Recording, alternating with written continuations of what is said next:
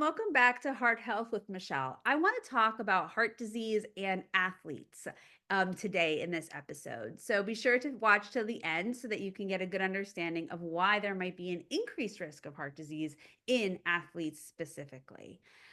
Before I begin, I just wanted to introduce myself. My name is Michelle Rothenstein. I'm a cardiovascular dietitian. My mission is to help you reduce your risk of heart disease and heart related complications through science based nutrition. So let's get into this topic. It's so important to understand that heart disease can happen in any body size and in any body shape and in any athletic performance. I have many clients who've come to me who are athletes who have found out they have calcium in their arteries, they have calcified plaque, atherosclerosis, they have heart failure, they have aortic aneurysms, they've had a heart attack or a stroke, and we need to understand why this may be.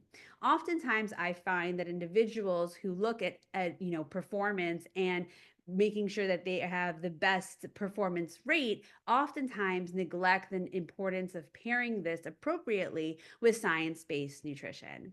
A lot of times what I see specifically is that when we look at exercise, it is very cardioprotective. We should be exercising, and we know that not exercising and having a sedentary style increases the risk of heart disease. But we also see that at a certain amount of training, when we're overtraining, we also see some prevalence of heart disease increase as well. And one of the mechanisms, there are several mechanisms that of why this happens, is because of increased oxidative stress that isn't properly addressed with pairing in nutrition into the picture of things.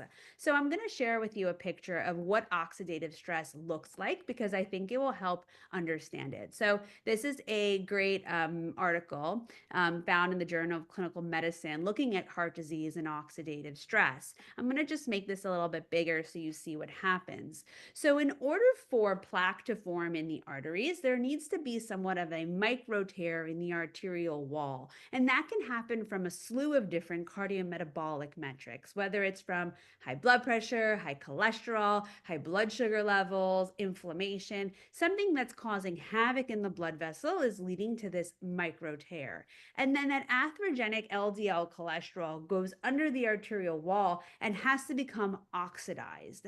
And if that oxidation is prevalent, it leads to a whole series of plaque formation in the arteries. And when we're exercising, it is causing an excess amount of these free radical production. And if we don't pair it with science-based nutrition after we work out, and maybe possibly even during the workout, depending on the length of the workout, it can cause more oxidation, and that can lead to more progression of atherosclerosis. So I really encourage that we are looking at your exercise, not just from a performance standpoint, but from a heart health standpoint in order to truly reduce your risk of cardiovascular disease. This does not mean don't exercise. This does not mean don't continue doing athletic performance, activities, because it is protecting your heart. It's really focusing on, well, what are you eating before and after, not just for performance, but for optimal blood flow, for optimal heart health, for optimal cardiovascular function. I also want to stress the importance of recognizing that when you are exercising, it is a physical stress on the body, and it can impede on the pumping ability of the heart. So I mentioned the oxidative stress. That is also going to affect the pumping ability of the heart, but I showed you a picture more so of atherosclerosis. So that is more of the plumbing. It also will affect the pumping if we are not adding in foods into the diet that helps with that.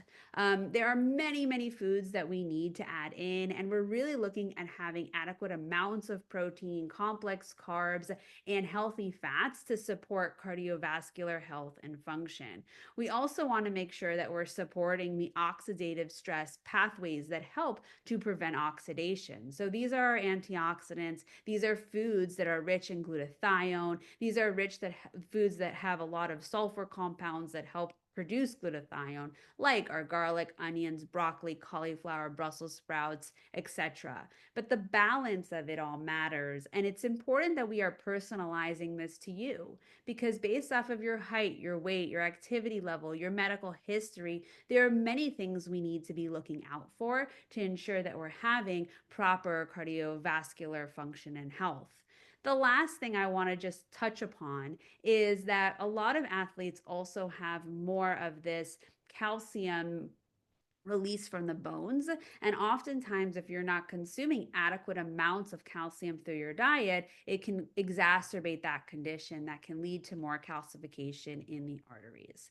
I talk all about this in my optimized 6-week heart optimization group program, and we go through how do we address it appropriately? What are these pathways that we need to improve on through science-based nutrition? To find out more, to join my waitlist or to join, feel free to visit my website, entirelynourished.com, where you can get on the waitlist for the next year. Or if it's open enrollment, depending on when you're watching this video, you can enroll right through there.